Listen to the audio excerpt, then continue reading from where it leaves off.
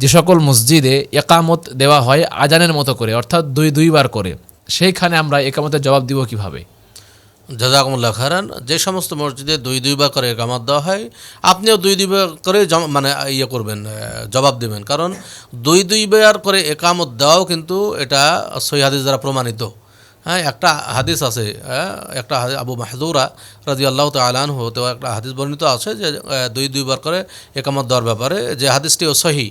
অতএব যদি দুইবার করে একামত দেওয়া হয় সেটাও সহিহ হাদিস দ্বারা প্রমাণিত। অতএব আপনি একামতের জবাবও দিবেন দুইবার করে। আর সবচেয়ে বেশি মানে একটাই হাদিস বর্ণনা হয়েছে দুইবার করে, বাকি সবগুলো হাদিসে কিন্তু একবার করে, একবার করে এসেছে। অতএব এটার পর আমরা আমল করি, এটা উত্তম। কিন্তু দুইবার করে একামত দিলে সেটা যে বাতিল হয়ে যাবে সেটা নয়, বরং আমরা উত্তম বলতে পারি একবার করে, আর ওইটাকে উত্তম বলবো। কিন্তু দুইবার করে আজান দেওয়া জায়েজ, দুইবার করে একামত দেওয়া এটা জায়েজ, আর এটা উত্তম।